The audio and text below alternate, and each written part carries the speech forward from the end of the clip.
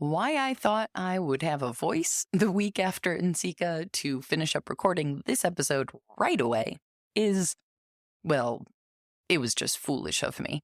And unfortunately, this year I not only came home from Nsika with the warm fuzzies of so many hugs from fellow makers and potters, I also came home with the warmth of a fever and the sneaky bug that seemed to weave its way through Nsika along with all of those much needed hugs. And while yes, that viral nastiness is part of what contributed to my having a much slower week than anticipated last week after returning home from Richmond, I noticed there was also something else lurking under that fever. Something that I actually experienced last year as well, even though I didn't get sick last year. It's the adrenaline crash. You see, having 6,000 potters descend upon one city to be in one place at one time, all together talking all about pots and this crazy life of making a living from the things we make, well, it's amazing. It also only lasts for about 3 days. It's like a pottery sugar high. And I'm going to assume we've all experienced the crash after too much sugar. Or perhaps, depending on the phase of life that you're in currently, too much caffeine. I don't know about you, but after getting home from Nsika, I have this mixed experience of being both completely inspired to create and strangely also really exhausted. Or maybe inspirationally overwhelmed. I'm not just physically exhausted, because, yeah, sure, I spent too many days staying up too late and getting up too early, so sure, that tiredness makes sense. That's not exactly what I'm talking about. I'm talking about a weird mental thing that I don't quite know how to describe. I can't quite put my finger on it. At least I can't for a day or two, until I realize, yet again, yes, of course. It's the crash. Capital C. Patent pending. I've just spent 3 days with people who get it. With people who are more than happy to spend all of lunch analyzing how someone was able to use their index finger to pull a lump of mud in a completely different way than I'd ever been able to before. And how the heck did they actually do that? And oh my gosh, did you see that? I can't wait to get home and try it. It's obviously not your normal lunch out with friends. At least perhaps not all of our friends, I'm guessing. Nsika is a few days where us artists, who perhaps are not always the majority of a group of people in any given room for the way in which we choose to go about life, well, Nsika is a time where the room is full of us. In a world full of friends who maybe don't understand why I'd rather skip going to see the Barbie movie in favor of sticking my hands in mud. At Nsika, I don't have to explain myself for that, because everybody also wants to go put their hands in mud. And when those days come to an end, there's a crash back to reality. A crash into the potentially less than exciting minutia of our everyday lives. The laundry and the dishes and the gap between what I dream of spending my time doing versus where I'm at right now. So why am I spending so much time starting out a podcast episode on such a less than exciting point? Well, because today's episode, I'm chatting with Connie Cole, who's one of the founding members inside of our community, and someone who actually did not attend Nsika. While in-person hugs will always be amazing, when they aren't available anymore, virtual hugs from an equally supportive group of fellow makers who get why learning a new polling technique is so freaking exciting, well, those virtual hugs sustain me. In no small part because we get to make these connections with each other every single day inside of the community, no matter our time zones, no matter where we are in the world. Yes, of course, there is always something special about coming together in person, as was witnessed by our community members who got together for pizza night on Friday of Zika. But the intense highs of being together followed by the low crash of having to leave, frankly, that roller coaster ride doesn't exactly feel sustainable. As I think most of us know, lasting friendships and networks of support take work. They take commitment. And that's why I'm rambling along, because what comforts and excites me so stinking much in working through this post-Zika crash is the support that is overflowing out of our community. A virtual home where makers can connect every single day. If you want to. Or, you can connect once a week because maybe life is kind of crazy right now. That's totally up to you. You make it what you need. So, long story long, yes, this is still an interview about how the heck Connie Cole is making a living from the things she makes, per the usual of what you expect here on the podcast. So don't worry, it's not an entire sales pitch episode. But by nature of Connie being a founding member, you are going to hear us chatting about this virtual home, or neighborhood, as Connie calls it. And I just wanted you to know, in my post-Zika haze of feeling both excited and exhausted, that this is the super cool and, more importantly, helpful role our virtual community has been playing in my life the last week or so. Sure, I have the admin password to the community, but I'm also participating just like any other member.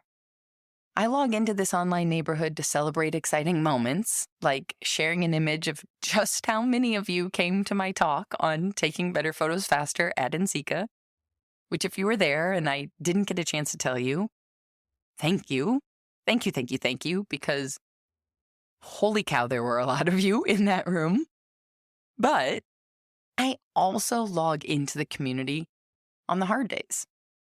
The days when the adrenaline has crashed and, frankly, I don't feel like doing much of anything. It's inside of the community where I share if I'm finding myself stuck in a rut, and where, without the fake, good vibes only kind of internet encouragement, instead I find friends who understand that rut, hear me out, but also won't let me dig the rut so deep that I can't get out. That's the kind of support we're talking about. Anyway, I'm back to rambling, so let's hear Connie's story, both of her journey in clay and how she found an online neighborhood in the community, right after a brief word from our sponsors. Today's episode is brought to you by the Rosenfield collection of functional ceramic art. The collection exists as an online source for research and inspiration, featuring photos of objects made by over 1,000 artists. The images are high quality and can be used with no permission required, making them a great source for students and teachers. To find out more, visit www.rosenfieldcollection.com. This episode is also sponsored by the Archie Bray Clay business, home of Bray Patch, a ceramic patching material that is best used for filling cracks and bonding breaks. Bray Patch can be applied to either green or bisqueware and fired up to cone 10. It fires paper white but can be tinted using your chosen clay body and be covered by opaque glaze or slip. Order anytime online at archiebrayclay.com. Now, on with the show. Welcome to the Maker's Playbook, the show where we talk all about what it's really like to make a living from the things you make. I'm your host, seasoned entrepreneur of 14 years, Rebecca Ikes Cara. Hey, Connie, welcome to the podcast. Thank you, Rebecca. It's good to be here. It's so surreal. We were saying before we hit record, this probably feels like the most comfortable interview because even though we have never met in person, you're the person I feel like I know the best. or Mhm. the most or whatever the right adjective is. No, it's fun to be able to spend a time. I'm excited. I'm like, all right, we just get to chat for however long it goes. Exactly. Exactly. And we should have, I said, I refrained from opening a bottle of wine, but it does feel very serendipitous that we scheduled this talk for today because you and I know each other through the community. We'll attempt not to make the entire conversation about that for people's well being. But as of yesterday, I don't know if you saw the post or not yet. As of yesterday, there's 100 people inside of there. I think it's amazing.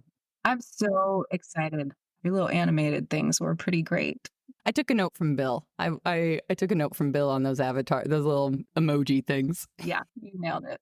It's exciting seeing the community grow. Somebody had messaged asking about it. They were considering joining. And I explained to her, I said, it's like we all have this love for clay. So I visualize it as us connected through like a clay street. And we all have little houses that touch the street. It's such an interesting group because we're from all over. We're so diverse around the world. And yet we connect in these common things that we struggle with and things that we enjoy, and just kind of this love for clay. It's created, I was thinking about the friendships that have developed over the years, and it's so unique and it's exciting seeing it grow. And for me, it's one of those things that, and then I'm going to actually make you introduce yourself because this is like true community example. We're just going to go deep in like immediately, straight from the beginning. But it's also, I don't know if anybody else feels this way, but sometimes for us, it's kind of like we're the oddballs in a group of friends, right? Like the way we're setting up our life is not the way most other people set up their life, or the priorities, or how we spend money, or things like that. But you get in a virtual room or physical room full of another makers, full of other potters, and everyone's like, well, of course you're going to do that. That makes sense to me. You don't have to kind of explain yourself. Everyone's like, yeah, obviously you would spend a few $1,000s on a new kiln before you would buy a new car or an electric bike or, whatever other thing is like, who wants a Stanley Cup? What's a Stanley Cup? What are you talking about? No, I think it's interesting hanging out with people who've committed to creativity. I see creativity as just assaulted on from the get-go. We watch little kids. I used to teach, well, let's go back. My name is Connie Cole. My business is 2 Cents Ceramics. So, yes. So that's me. We could talk about the name later. But I started out in clay working as an aide in an art department. And so I was kind of like the art police. So the teacher could teach and then I would help with her classroom management. But it was fascinating watching the littles, so the first graders, come through, draw their pictures. There wasn't a whole lot of stress. But the older you got, the kids would be harder and harder on themselves. And, oh, I can't draw, or I can't do this, or I'm not good. And it was like the older we get, the smaller the box we put ourselves into, saying we can't or we're no good. And we go into this comparison game that just steals and robs us the ability to partner with creativity. And we miss out on so much. And so this group of now 100 people have committed to creativity. And it's fascinating, that synergy. They're not critiquing each other. It's supportive. And yet we're all pressing through to fight for the right to create. It's kind of fun. I feel like we have to make up a new, now I want to make that song into our version because I just started singing Fight for the Right to Party in my head as you said fight for the right, and immediately. Oh, I know. I went there too, but I'm going to sing for you. That is such a great point. And I think one of my concerns at the beginning was, how do you create a space virtually where people are supportive without being advicey? Mm-hmm. That's not a real word, obviously, but there's a difference. And I think we've struck that balance. And I give all credit to all of you who came along from the very beginning and helped set that tone. I don't think I knew exactly how to do that yet. And I just got immensely lucky in you've been there from the very beginning. and so many other people to help without being like, well, here's what you're supposed to do. Here's what you should do. If you're not doing this, there's not that tone in there, which I'm just so grateful for. Oh, absolutely. And I think one of the things that I see is that there's a membership fee. Mm. So when I was in the, aide in the art department, and then we moved and I found a ceramics studio here in Chattanooga and did kind of a work exchange. So I was able to continue with clay and I was grateful for that. But that lasted for a season. And then I was back to like me and my learning curve. And I joined a couple Facebook groups thinking, oh, this will help with asking questions or whatever. And oh my word, people were just rude. And I left because I started using the strong arm for centering because my hands were starting to give me trouble. And I'm like, here's the tool. I'm going to add it to what I do. And people jumped all over me about not being, a real potter and blah, blah, blah. And like, what do we all need to go back to the kick wheel days? This is you do you, I'll do me. We're working with clay. And so when you opened up the community, which to me was like the coolest call to take a podcast to the next level. Podcasts are really popular. Everybody's doing them. It's fascinating and we get to listen in on a conversation, but then we leave and there's no call to conversation within ourselves, like amongst ourselves. And you've stepped up and said, I'm not going to just do a podcast. I'm going to create a place for the conversation to continue. And it's risky, it's vulnerable, but it's created this real space. And there's a beauty to it, which I'm grateful for. So I found the community at a really good time for me. It was exactly what I needed. And I like to put into the community what I would like to get out of it. You're a rock star. I'm going to force us to go into your story because I feel like everyone's going to be like, oh, this whole episode's only about it. But it's just, we can't help it. Once you get in there, like they'll get it once they're there. But it's interesting you brought up the podcast because part of the reason the community started, not just because I knew firsthand that without the support I had starting, I wouldn't have gotten out of year 1, let alone year 10. So I knew that firsthand for myself and had experienced a virtual community with that support.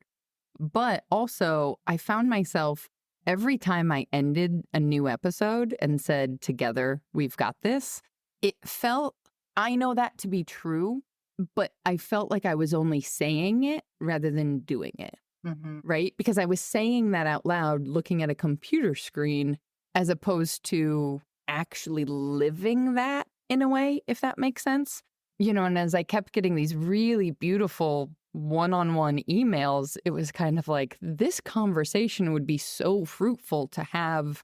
Like, why would only 2 people benefit from this email exchange, right? To open this up to a safe space would just be so fruitful. So that was really like saying that tagline over and over and over again was like, okay, this isn't enough. Like this isn't cutting it. We need it. We need community. I think the assault on creativity is something we are all pushing against the current as we press forward as makers to continue making. Clay, oh my word, it takes perseverance to choose to continue because it's hard. If you're looking in from the outside, people think, oh, it's so relaxing. It's hard. It's hard at every stage. Something terrible can happen. And yet, once we do it for the first time, over and over and over, it doesn't matter who you're talking to, somebody that plays with clay says, I was hooked. And that's the thing. It's like clay represents so much. It's so deep. It's so meaningful. And we have to fight to protect that forward movement in creating with clay. And some of that happens in relationship. And this has been a really good example of using the interwebs, as you like to call it, for good, to connect not just with our literal neighbors around us, but when we link arms with other creatives, we're making a positive change for good. And to support each other in that journey is beautiful and important. Totally. Well, you mentioned Chattanooga, so I'm going to make us right turn back into your story here because I had forgotten actually how many iterations for you. Like you mentioned before we hit record Ohio, and I was like, wait, Connie lived in Ohio?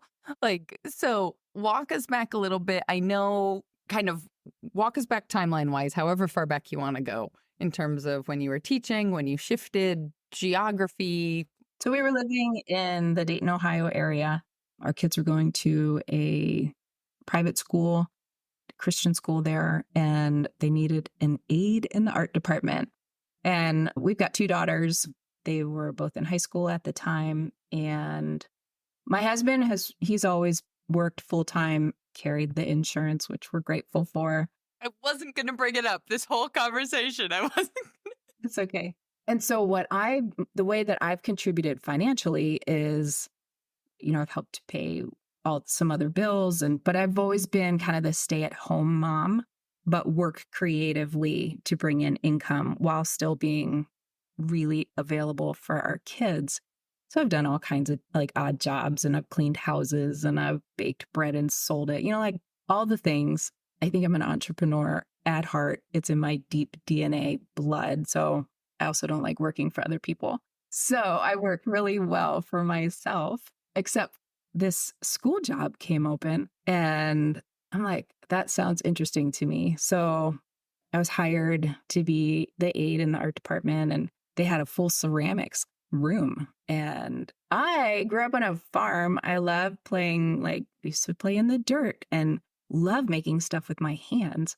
So to have the opportunity to go learn how to throw when I had some free time was so cool. And so, yes, just like everybody else, I touched clay and I was hooked. And so I spent so much time in there. And then we ended up moving, and I was like, seriously? I just found my stride. Yeah, so we moved to the Chattanooga area. My husband took a job down here. It was a great move, with the exception of losing clay. We loved Ohio, but I love Tennessee now. And I thought that was kind of the end of my clay journey. And then through just some random events, I met a ceramicist down here, and we connected really well. And I ended up doing like a work exchange there. When I was working up in Ohio, I had learned a lot about classroom management, clay management, all their recycling, all of that. I was going to say classroom aid actually is secret code for like studio wench. Like you had to do. Yeah, I just tell people I was the art police. Don't put that clay with that clay. Don't hold on. That goes over here. Don't it like. Yep. It was so good to just learn from the beginning, really good studio practice. And then working down here in Chattanooga, I continued because I'm like a diehard for the underdog. So that bag of clay that had completely dried out, it was my job to bring it back to life. And it felt great. Like I learned so much, and I was able to enjoy that time as well while continuing to throw and keep practicing. And then when did you, because I'm looking, and nobody can see you now, but I have seen through our studio tours and our live hangouts and everything, this glorious home studio that you have now.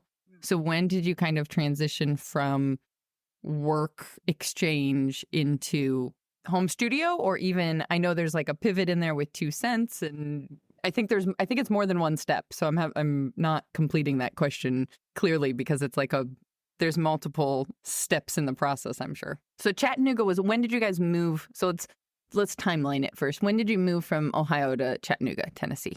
I also just love saying Chattanooga, just for the record. I'm going to fit it in. Hey, it's fun to spell. That's a great question. 2017? Okay. So it hasn't been that long. No, it hasn't been that long. In my mind, like it just suits you so well. I don't know why, but it just feels like, oh, clearly Connie grew up in Tennessee. I mean, like this is just you to me. This is what's fascinating. Okay. I love Tennessee. So, okay, we'll say 2017. Yeah, so I was there down in the Chattanooga pottery studio for a couple years, and then she ended up closing. And my space up here, this basement it's a walkout basement. It's got 2 windows. It's great. And it was dark and dingy when we bought this house. I had no idea it was going to turn into this space. But we moved some of the equipment from her shop up here, so it didn't have to go and be in a storage unit. So the wheels and stuff like that came up here. And I started teaching. I started doing like mom's night out classes. And it was so much fun. So I did a meet the pottery wheel class, and I would have like 8 people at a time. And there's no better way to force yourself to put words to what your hands are learning than teaching. So it was a great thing timeline wise in my skill level, because I had been working on getting better and throwing better, and then to just teach, and then you're dealing with everybody else's pots. So that was up here, the basement. The studio space started to evolve. The walls got painted, and it just, I think as my skills got better, my space grew with me. And so it's really fun, because now when people see it, they just think it's amazing. And it is, but it's also my space that grew with me. And so I always want to tell people, like, you don't have to have the perfect space. You just have to be present with where you're at and grow as your hands and your clay, like ability to move clay grows. Like, you don't have to, we always want to get like the perfect thing first and not be willing to work through the process. I would just say, let your space come along the ride of process. Well, because how many things, like when you have to work through, when you have to troubleshoot something, I feel like it informs it can at least, it can inform your style, right? It's like that notion of if you have a completely blank canvas, you have no idea what to do. All of a sudden you put a little bit of constraints on it and someone can do something never even thought of before because they were forced to work within constraints. Mm-hmm. I don't know if that makes a lot of sense. That feels like a very much the conversation we had from the graphic design perspective, because everyone else was always giving you the constraints, and then you had to try and kind of like fulfill your creativity within those things.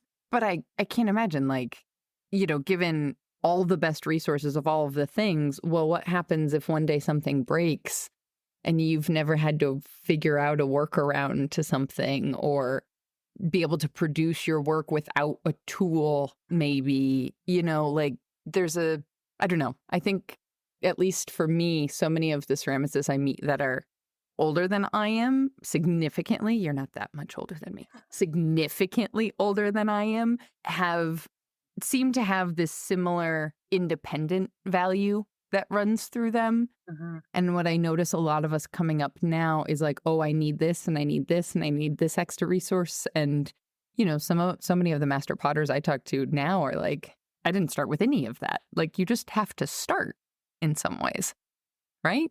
Yeah. I'm rambling now. No, it's true. And I think that's another way that we limit ourselves, is we look at what our neighbor has, or we look at, our pottery person that we follow on Instagram, and we do this whole comparison. Well, if I want to get good, I have to have exactly what they have. The reality is they've put their time in, and we have to get back to being willing to just let our own journey with clay move at its pace of keep showing up, put your own hands on your own clay, and stop looking at everybody else's work. Stop wishing, your stuff looked like their stuff. Like, just be present. And I think that was one of the better things here, is just allowing, I don't know, there was a while I would just look at everybody else's Instagram pages, and I had a whole saved section of stuff that I liked, as you're coming up through. And then I found that ended up stunting my creativity. It stunted my joy in this process, because nobody makes lovely things in the beginning. You just make things. And that's okay, because we would never get to the lovely things without being willing to go through the things that are just mediocre. And it was really helpful to stop looking at everybody else's stuff. And it brought more of the joy back to just making. So at what point, it's really fascinating to think about, your Chattanooga studio starting mostly with teaching, because I think of you now mostly as a production potter. Yes.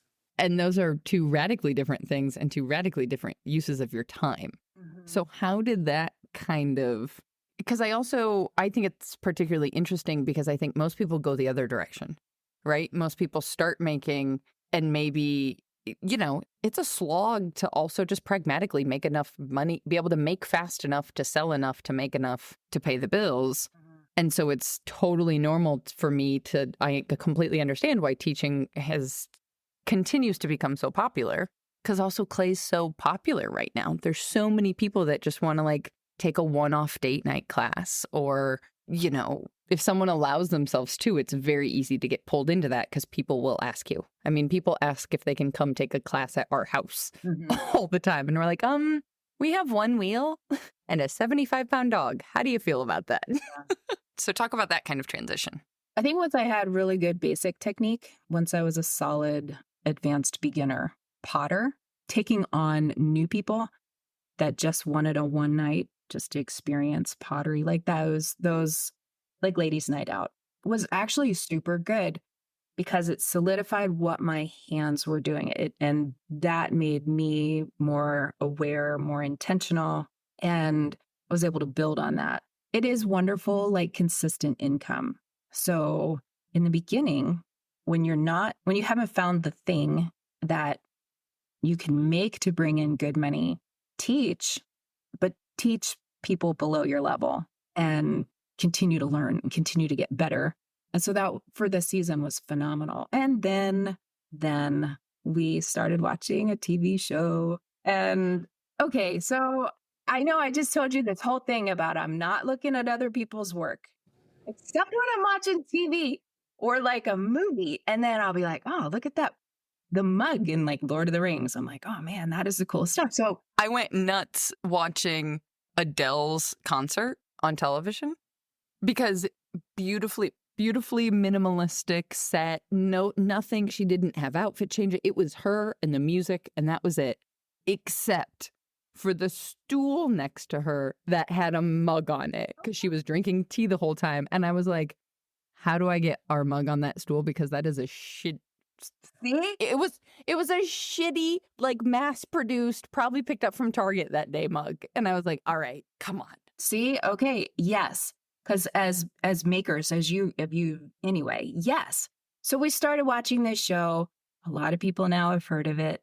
It's called Yellowstone. We started season 1, episode 1. And I think it was like, I don't know. But there's this mug that Kevin Costner uses. And I'll be honest, I grew up in the Dances with Wolves era. So Kevin Costner in cowboy clothes. Yeah. So sign me up. Yes, please. Thank you very much. I was going to say Bodyguard, but that's our age gap right there. Okay. Between Dances with Wolves to Bodyguard. So he uses this mug. It's a simple mug. It was not branded or logoed, but it was like just a nice mug. And I happened to have a good clay color and a good glaze that matched. So I said to my husband, I'm like, we ought to see if anybody's making that mug. So I looked and I spent weeks scouring the internet, trying to figure out where this mug, who was making it, because it didn't look like a Target mug. It looked like a handmade mug. And I'm not going to make something that somebody else is making and selling, right? I couldn't find anything. I did find one mass-produced thing that was sold out, but it was manufactured. It wasn't handmade. So I said to Jay, I'm like, we could do this, and started making it, marketed it as a replica mug. So full transparency. This is a replica mug inspired by, and started an Etsy shop. At that time, I was still working with my friend from the pottery studio that we had met there. And so we opened this Etsy shop together, selling this mug. She would make hers and put her initials on it. I would make my version of it, put my initials on it. And, we just she sold her listings, I sold mine. And it took off. It was really, really great. And it ended up being exactly what needed to happen we all get better with repetition. But you can't just be buried under 1,000 mugs because they got to go somewhere.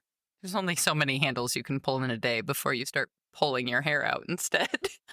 So it ended up being phenomenal practice in pulling cylinders and pulling handles. Everyone is individually formed.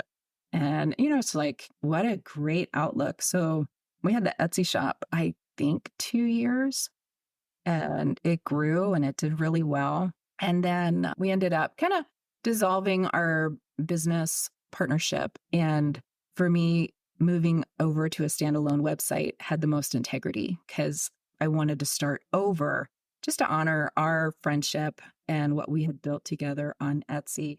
So after we dissolved that partnership, I had more to learn. So I took a ceramic materials workshop class on learning how to make glaze because she had been doing all of our glaze making. So I was like, I have no idea how to make glaze. And thanks to Matt's class, the beginner class, now I do.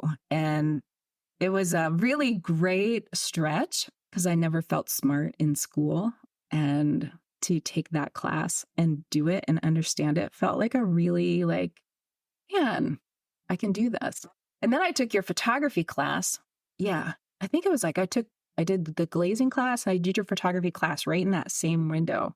I think you might have been finishing up, sir. I feel like there was a little overlap, but then not completely. Yeah. Or something. I couldn't imagine doing both full time at the same time. Well, I just did the beginner glaze class, so that thankfully It's still a lot. It was, but the Dutton mug train was rolling right along, so I needed to learn quickly how to glaze.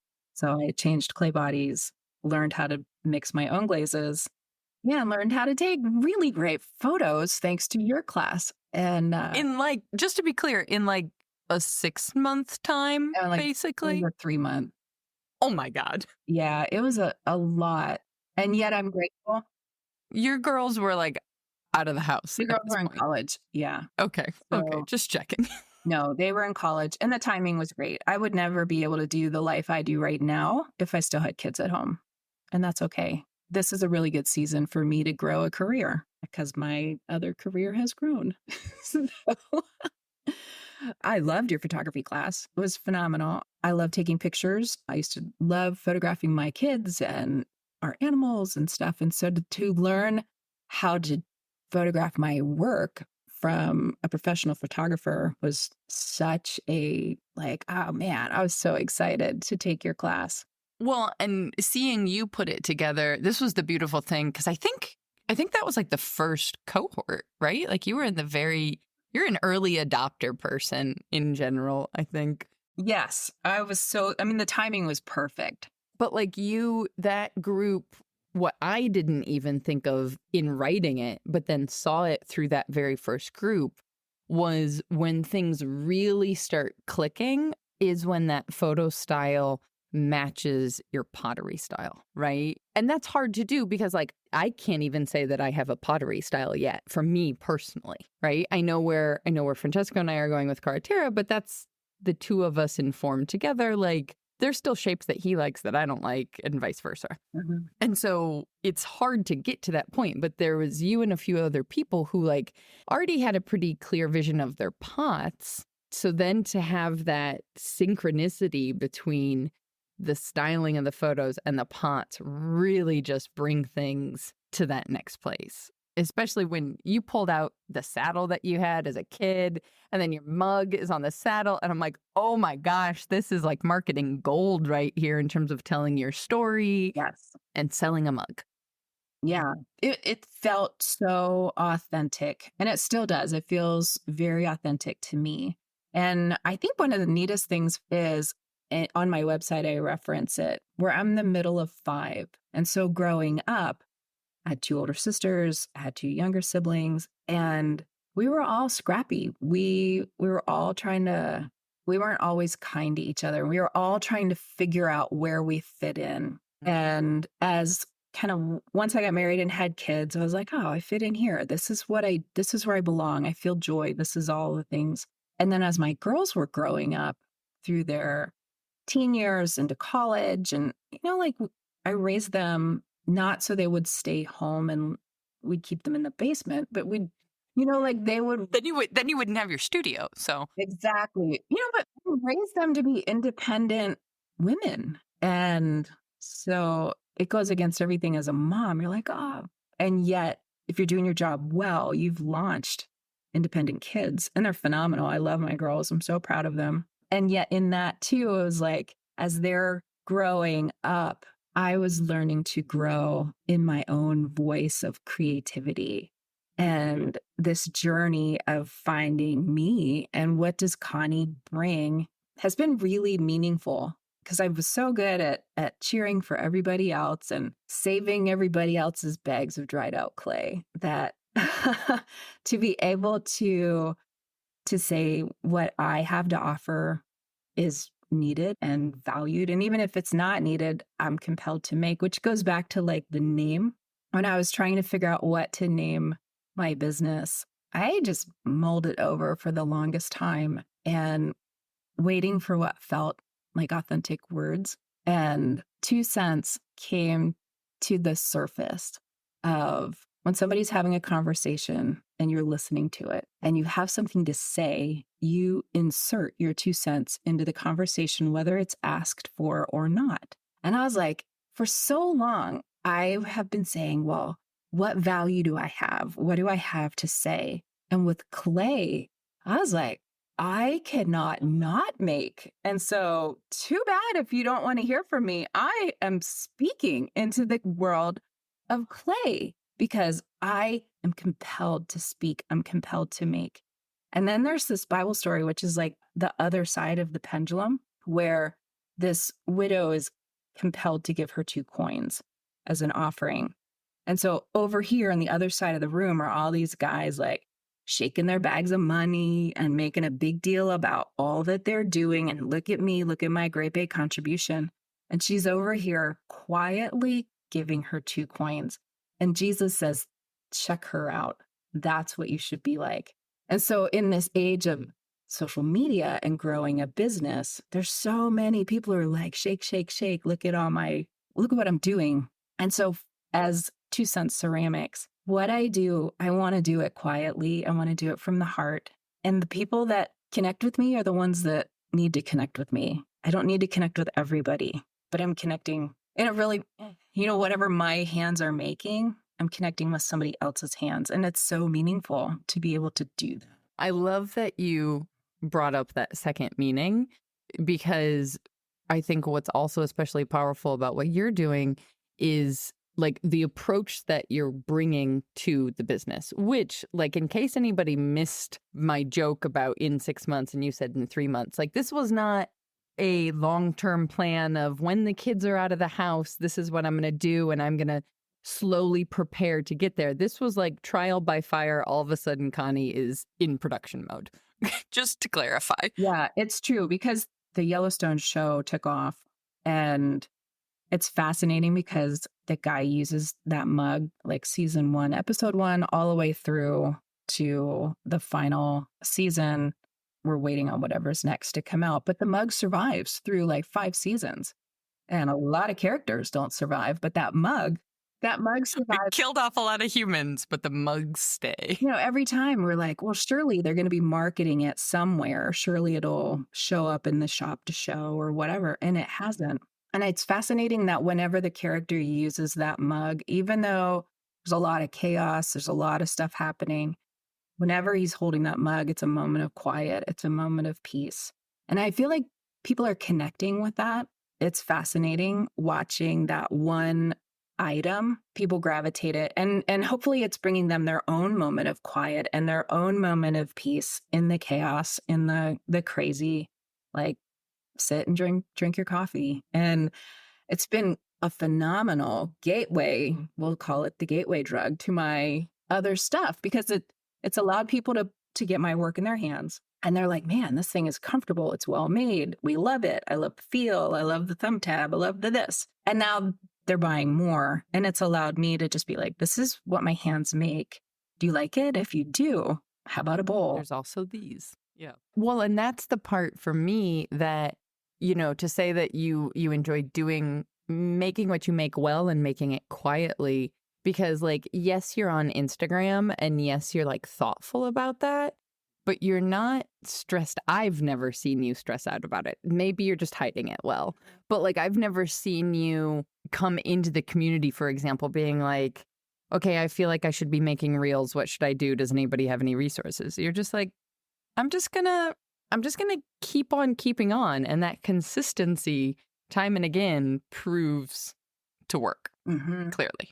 Your business model. I think it will come as a relief to many people to realize, I think we just celebrated, you had shared, you like hit 1,000 followers. Was that like, Oh, the yeah. numbers don't matter, but like we were celebrating that Right. because it's just a marker, right? And so it's like a moment to be like, oh, wow, look at this. But at the same time, prior to 1,000, you've been selling out of Dutton mugs. I mean, it's not like you're making 10 a month. Like you're good to go on your contribution to the household bills at this point, I think. Yes. Yeah. And that's the part where you had asked about teaching. Teaching takes up so much time. I've been talking about this new course for like a year, and now people will understand, like, that's why it takes so much time, like, to put together a thoughtfully designed experience so that what you learn first makes sense to what you're learning second, makes sense to what you're learning third. A lot. It's a lot. It's a lot of creativity. Yeah. It's a lot of intentional thought. It's putting words to your thought. There's so much to it. And I think it's okay to realize it's okay to do things in seasons. So teaching was phenomenal for a season. And then the demand for my work picked up. And so it was okay to press into that. And I switched to making full-time and have been doing it for a couple years now. It's so fun when our tax guy was able to see what I contributed. Oh my word. It was really cool. And I love at this season of life to really be able to contribute. We've paid for both our kids got married in the last 12 months. My pottery income paid for that. Which, knowing what I know about weddings, is wild. Just to, like, that is some serious contribution, I'm just saying. Yeah, well, they had very reasonable weddings, but it was, like to be able to do that. Our kids' college, their girls were able to graduate both debt-free. So it's just stuff like that, and to be able to help set them up for success. But things that my hands are doing and finding, like my mom and dad were entrepreneurs. They were self-employed. So to kind of go way back, we grew up with a self-employed model. They raised flowers. It was seasonal. It was cyclical. Ceramics is very cyclical and it tends to be seasonal, but you have to continue to plan for the next upcoming season. And once you get in that routine, it's really a great business model. You just have to have faith that as you're in the lower seasons that keep making. So I very much have been modeled work hard so then you can play hard. And I love working. I love showing up to work. Like I said, I work harder for myself than I do I would work hard for somebody else, but I was going to say, you and I have a hard time turning it off. Yeah. Right? Like, it's really easy to get into it too much and be like, oh, wait, actually, I need to go take a break. Or, the sun is finally out. Let me go be outside and put my hands in a different kind of mud for a little while to like refill that cup, so to speak. Yeah, I work 4 days a week and intentionally take 2 days off because we recharge our phones. If they start to get down to like 20%, we panic. And yet why we think we shouldn't recharge ourselves. Mm-hmm. This whole mentality of if you're down to 8% of yourself, you should keep going. Like, no. Yeah. It's okay to recharge. The 20% is such an accurate, I don't know if you intentionally chose that number, but it's probably just an example of how much our phone, alluding to our phones, is ingrained into our psyche, because that little alert comes up on your phone at 20% and you're like, okay, well, I'm fine now. Then you get used to it. So then you let it go to the 10% alert. And then you're like, okay, now I do have to plug it in. Mm-hmm.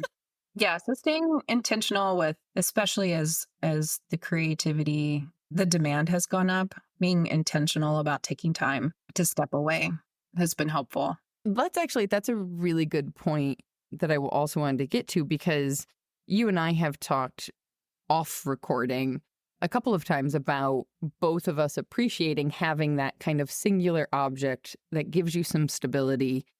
Both of ours happen to be mugs. Mm-hmm. Shocker to no one. But truly the same mug that we're producing over and over again, that we enjoy to have that business stability. At the same time, we could easily slip into only ever making that and losing the love and the passion and the creativity and the enjoyment of what we're doing. So what do you do to kind of balance that? It's a great question. For one, I'm grateful to have something that will consistently sell. And it's the best practice. Pulling handles on a regular basis is the best thing you could do for yourself. Throwing cylinders is a foundation for everything. I think everybody should embrace mugs. They sell. So don't hate on mugs, make mugs and sell them. But then somebody within the community said before they throw for anybody else, they throw a couple of things for themselves. And I love that. I don't remember who it was. I was just trying to think it up. Keep going. I'm going to remember. And you could look it up. But I just thought, what a healthy warm up. So spend a little time. And I started doing that. Like in the beginning, I like throwing bowls. The strong arm makes it so nice to center large amounts of clay. And so I'll make some big mixing bowls just for fun and then go into production mode.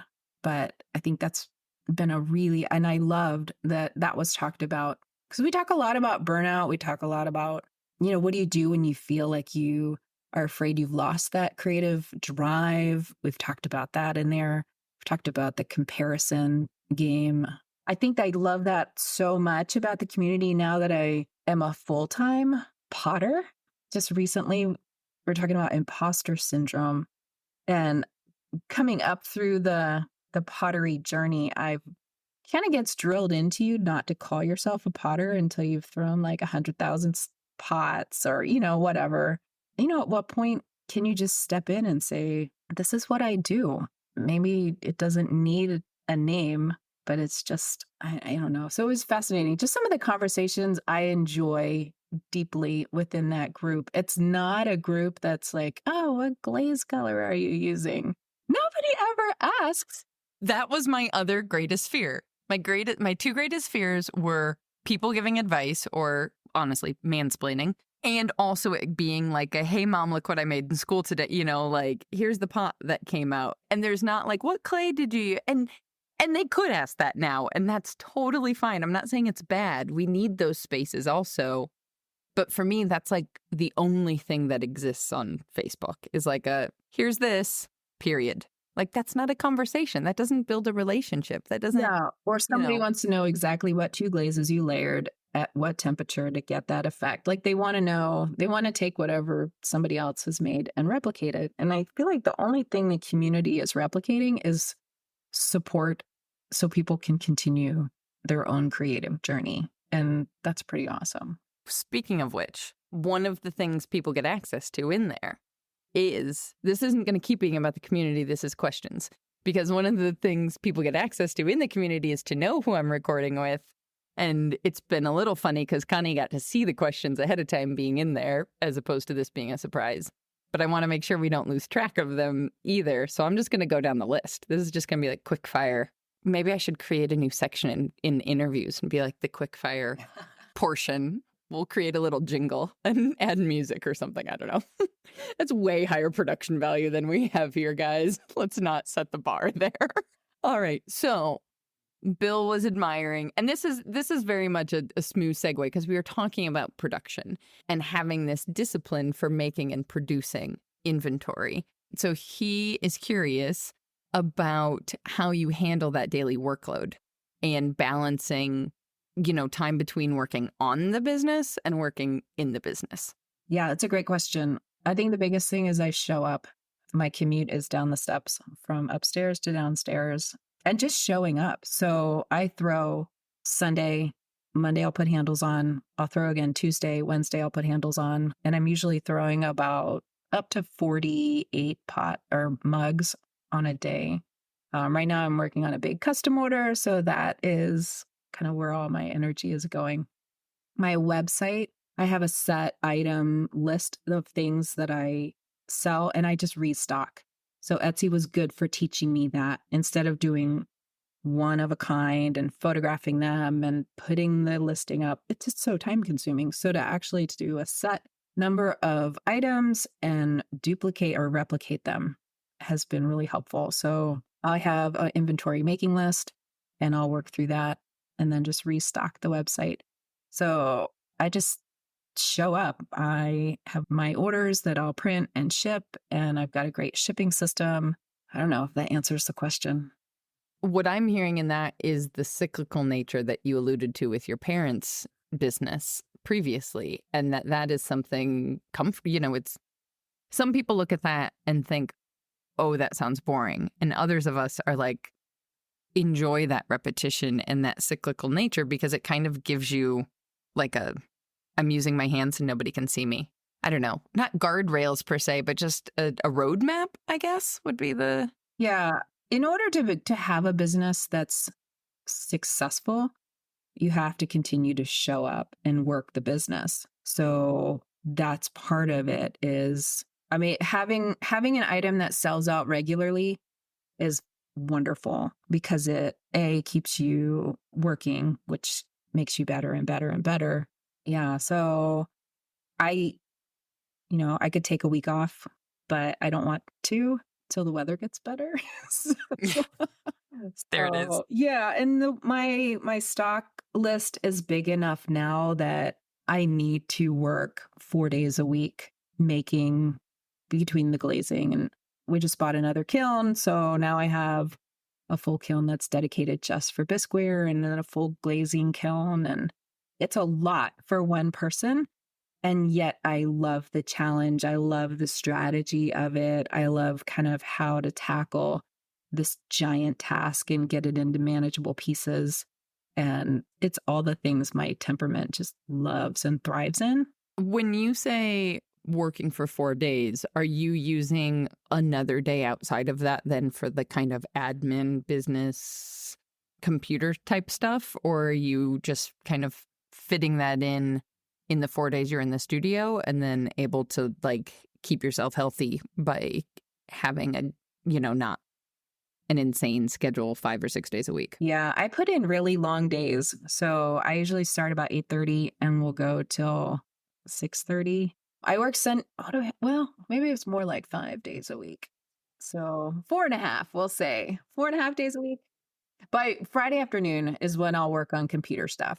So ideally, the front end of the week is loaded with all of the making, and then that's in a drying process. And so I can transition to prepping for the bisque or going into glazing. So first half of the week is all making. Second half of the week is the non-making stuff, glazing. Shipping happens every day. And and then it starts over. But I know my clay really well now. We have hung out a lot. So I only use one clay body and I only have 4 glazes. So keeping it simple has helped a ton. I think that's actually crucial, is an underestimated importance. One, for working by yourself, like as a solopreneur, but also in a home studio, if you have a tiny amount of space like we do.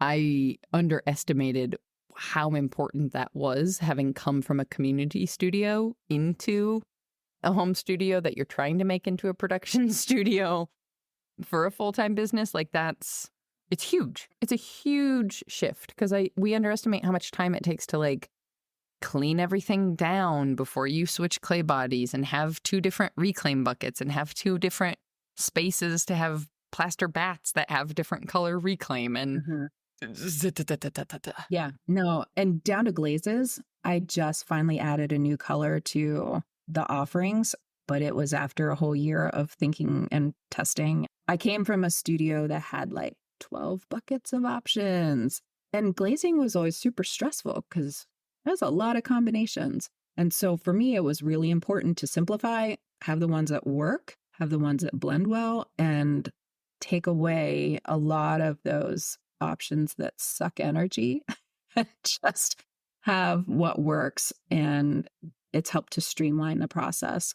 I would wager a bet it also has helped with sales, because I think there's a bit of a misnomer that a lot of people think I need to have more options to make more sales, when actually decision fatigue is very real. And sometimes people need less options because then they will make a decision and will make a purchase. Mm-hmm. Yeah. And it gives you time to really hone in, and of your things that you are making, make them well. Like, it's not just about making stuff to make it, but like what we're making for somebody else's hands. And it's important as we are in kind of this pendulum switch from mass produced machine made things to pottery becoming more popular, I think we're living in an age where we connect with screens. We don't connect as people as much. And so to connect with something that we're making by hand with somebody else's hands is really, I take that, like, I think we take that very seriously to do it well. So for you guys with the giant mug, yeah. I made sure I had it at my desk. I love for it. you. It's beautiful. But the thing I love about that mug, yeah, it's big. It looks like a normal mug. It's well made. And that's the part that for Francesco, what he's putting out there, they're going to get the best made giant mug. And you're pitting them. There's a lot of other giant mugs out there, but they're not well made ones. And so I love that there's room. There's room for makers to find a place for their voice to be heard. That's been something you've said frequently in community discussion, is like, it's a gem to find that one thing that kicks off for you. Maybe it is a mug. Maybe it's, I mean, I know like Shanine is making, per your suggestion, the snifters, because it was like, there's, something that everybody else isn't making. Yeah. Okay, everybody else is making mugs. They're not necessarily 24-ounce steins, or they're not, replicas of a specific look. But finding that one item that can just kind of help just kick things off and bring an audience to you that then can grow into the other things that maybe you're more excited about, or maybe you're, Yeah, I think we've said it before, was like, whatever isn't being made or isn't being made well, there's room there. There's room to either start making it or start making it better and offer better. I forget who said it, but there's like a business guru, somebody quote that was like, you either have to be the first, the only, or the best. Like, those are the three options. And that's what you're talking about in terms of like, if maybe something already exists, but if it's not made well or to a certain craftsmanship, there's still a space for people there. Well, sharing your schedule for the week answered Kat's question about your production schedule. Everybody knows you're like a production powerhouse. But Kim was asking, because she just recently joined and hasn't chatted with you as much, so this might be fresher than my assumptions. She was asking about she noticed the quote on your website that was saying, creating is not a hobby, it's a way of life, and was interested in hearing you talk more about that and why you feel that way. Maybe we've touched upon that throughout this whole conversation, but I just wanted to read it verbatim in case you had other thoughts. That's cool. Yeah, when I put my website together, that it's become how I live now. And I've been mulling over, like, what is it about clay, or just, is it any kind of art? And maybe it is. Maybe it's just the importance of making creativity a way of life. We have to fight for it because there is this assault on creativity. Little kids are happy to scribble on a wall, and we're all like, oh, it's the greatest scribble, whatever. And yet as we get older, we just get smaller and smaller until we starve off that innate desire to be creative. And so I think taking creativity into having it just be something that everybody does is so important, that it's not just a hobby. And it doesn't have to be clay. It can be anything. It can be cooking or, I don't care. Just do something with your hands. Do something. Allow yourself to get messy and do something. Like, what is it? Miss Frizz from the Magic School Bus, right? Oh my God, I love that reference. Right, because we live in this sanitized, we watch potters, and people will watch you on Instagram and spend hours consuming content.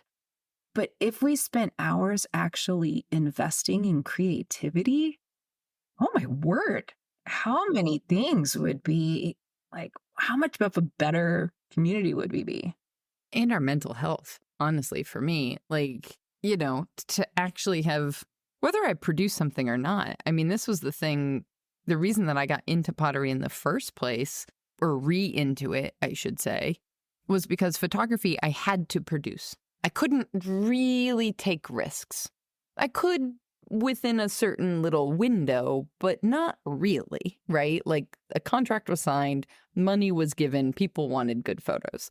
And so if I was interested in creating something new, that wasn't really the space for it anymore. Whereas with pottery, and also because it's so tactile, I didn't care if I took anything off the wheel and fired it to completion or not. You know, like I've always been perfectly happy slicing things. I mean, you guys have noticed even in the community how little I actually completely make. It doesn't mean I'm not practicing the skill, but I'm just not bothered by whether it's not my thing that I have to finish, I guess.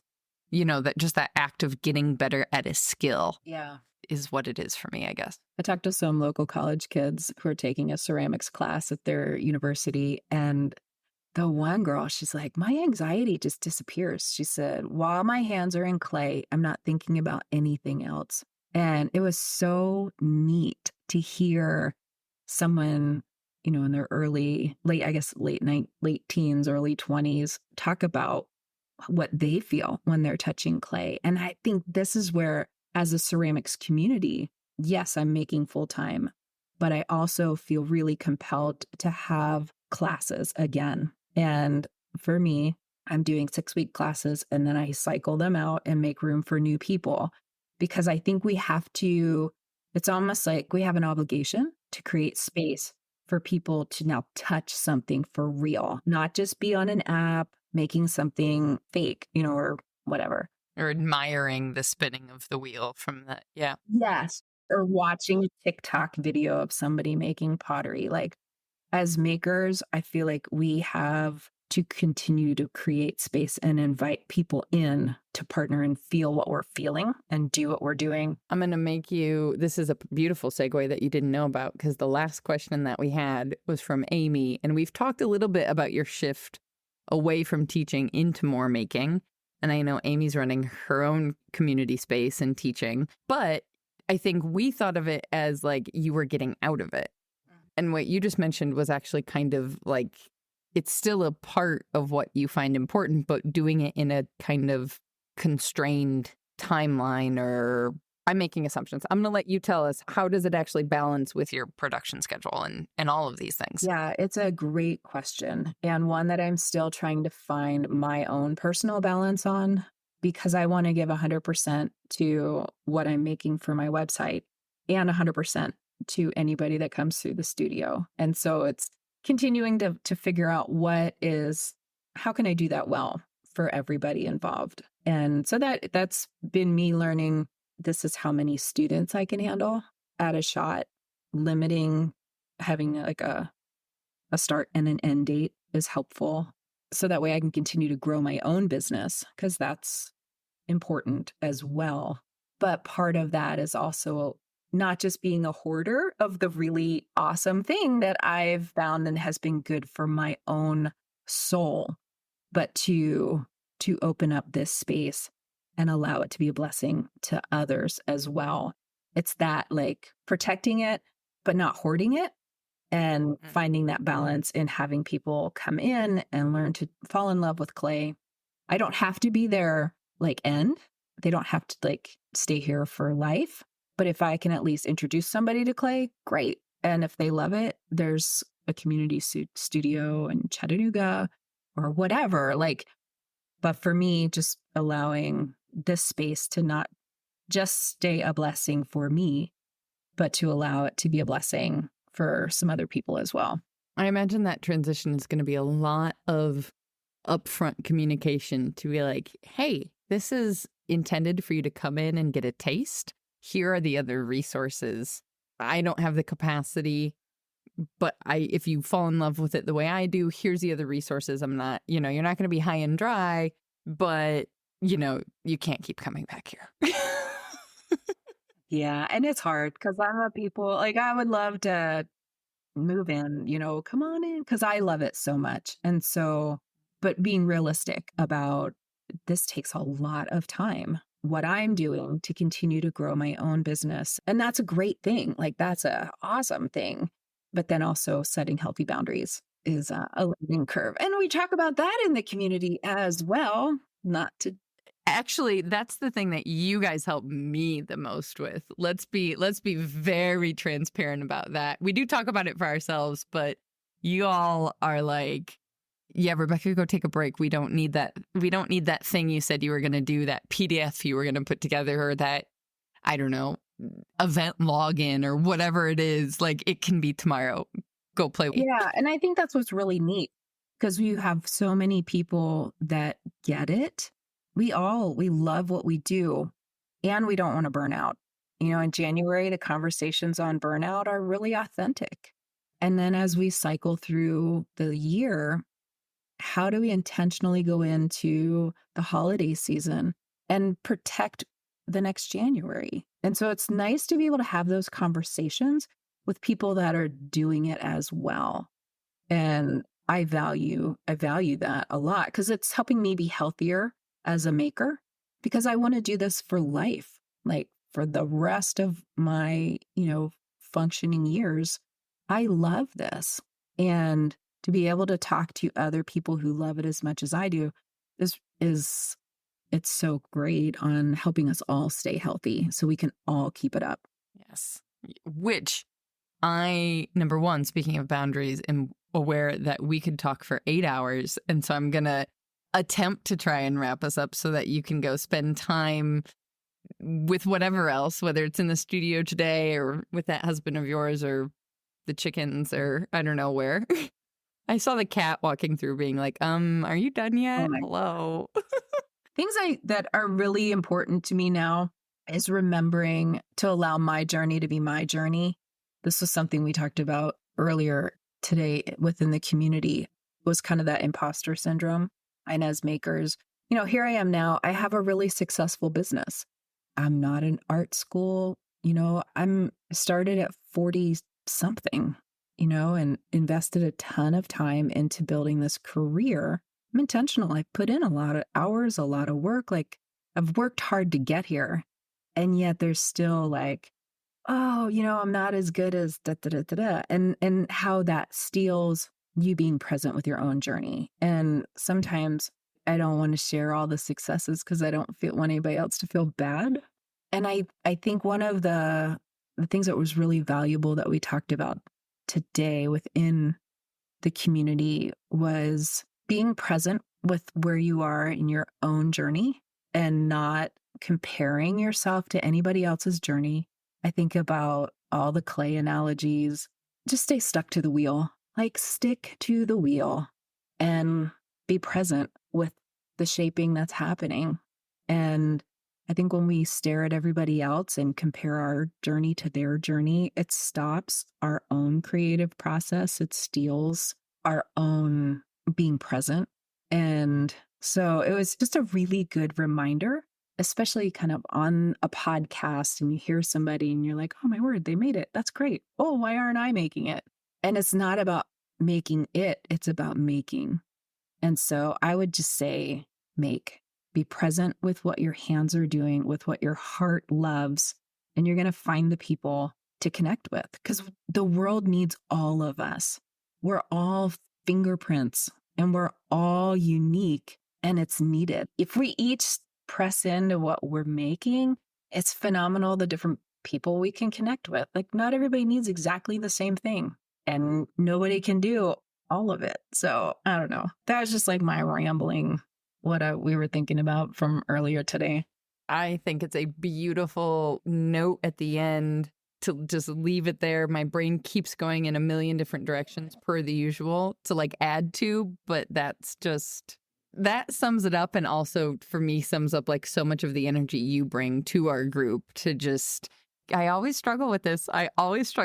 Description to like put words into feelings, which is why we're visual people. We are visual. I love the visual analogies. And yeah, I don't think we have to, I guess as far as community pitch, I would say if you're looking for a place that has authentic transparency in people that love clay, come on over, check it out. If that's not for you, that's okay. We don't need everybody. Actually, Bill was talking, for people having heard me belabor the community over and over again, I was sharing with Bill earlier today, my goal is never to have it be thousands of people, Mhm. right? There's plenty of spaces on the internet where you can go be one in thousands. And some of those have very valid, that having that size brings something else to the table, brings something totally different. I think about my experience at in-person conferences that were like 200 people, where it was enough that you had, number one, diverse voices, first and foremost, but also number two, kind of little pockets of people, right? Like I think about Rhiannon, who's logging in from Australia and wanting to bring, I want to bring more people from Australia so that she can have her own co-working sessions at a reasonable hour of the day rather than the co-working sessions that Yvonne's starting in Austria or you're starting in Tennessee. So having enough people where you can have those little groups that band together in a way that's here's conversations for full-timers or part-timers or side hustlers that maybe you don't get when it's 30 people, but also not having it be too much bigger than that because it loses its intimacy and it loses its how well can you really get to know each other and feel safe and feel seen. And so that's always that. As absolutely thrilling and mind-boggling as it was to wake up today and realize we had 100 people in there, it was also because that's just so exciting to see more people coming together. But I will also remain very conscientious of not letting it get, there's other places online that have thousands of people. It's just a different vibe. I think it's that balance of us not wanting to be a hoarder and protect this space. And I think if you're a maker and you haven't found community and you're lonely and yet you are absolutely in love with what you do, then this is the type of place to come to. And that's what's fun is you've created not just a podcast where we can learn stories of makers from all walks of life, but then you again have created this space where we can come together from all walks of life and find we have so much in common. It's fantastic. And so in coming together with our commonalities and our struggles and our joys and our all of Kiln explosions. Yeah. We're able to get it's almost like you just get energy to go press back in to making, because making is hard and it's also worth it and it's also good. And so it's a special place. Well, thank you for your time, for everything, frankly. You have been on this journey with me just as much. Actually, I think as much as you've experienced it with me as it's happened, quite literally, between the very first group of the photography styling course and the early adopter of the community. It's just wild. I'm so proud of you. I'm proud of what you've created. I'm proud to put my money behind what you've created. I think it's really important to do that too. You're fighting to create eye contact. So this is another thing. It's we don't look at each other. We listen, but we don't actually see. And so you have taken it from just listening to a call to see. And it's so beautiful. And I applaud you for starting something new. Wedding photography was phenomenal while it was there for a season. But now with you and Francesco, you have the ability to create something that's needed and necessary. And you bring such a unique gift set, your experience with business, what you bring to the ceramics community is such a gift and such a blessing. So thank you. I'm just going to make weird sounds that don't sound good on audio in response. So I'm going to make you pitch yourself now because so thank you. The appropriate thank you, period. And people cannot see me downturn blushing. Please tell people where they can find you on the internet. 2centsceramics.com. And I'm on Instagram under that same name. So perfect. Yeah. We'll link it in the show notes. And also, if people don't know what I mean by show notes, I am redoing the website to have all the pages of all of the episodes. So makersplaybook.com/podcast. They'll find you there too. It's going to have a searchability and everything, like a real website. Proud of you. Look at you grow. You know, that's the little things. Oh, re-listening to Connie's beyond kind words still has me squirming in my seat over here. You couldn't see that on the recording, but maybe you could hear it.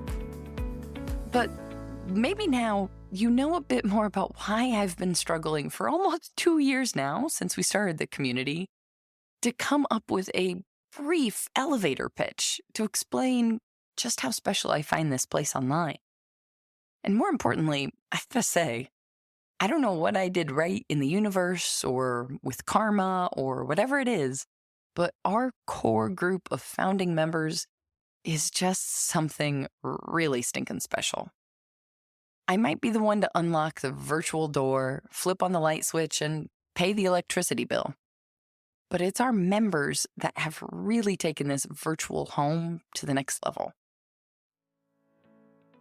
Now, you've heard me ramble on enough about all of this at the beginning, so I'll just say for now, if you want to come check out whether or not this might be the right virtual home for you as well, then click on over to makersplaybook.com/community to learn more. Once again, this episode was made possible in part thanks to our sponsors. Today's episode is brought to you by the Rosenfield collection of functional ceramic art. The collection exists as an online source for research and inspiration, featuring photos of objects made by over 1,000 artists. The images are high quality and can be used with no permission required, making them a great source for students and teachers. To find out more, visit www.rosenfieldcollection.com. This episode is also sponsored by the Archie Bray Clay business, home of Bray Patch, a ceramic patching material that is best used for filling cracks and bonding breaks. Bray Patch can be applied to either green or bisqueware and fired up to cone 10. It fires paper white but can be tinted using your chosen clay body and be covered by opaque glaze or slip. Order anytime online at archiebrayclay.com. Audio post-production of this podcast is made possible by help from Christy Kotzfan, with promotional material assistance from Queenie Maliki. The Maker's Playbook podcast is recorded on the original homelands of the Potawatomi, Ho-Chunk, and Menominee people, where the people of Wisconsin's sovereign Anishinaabe, Ho-Chunk, Menominee, Oneida, and Mohican nations remain present. Until next time, my friends, go get back to making your dreams a reality. Because together, we've got this.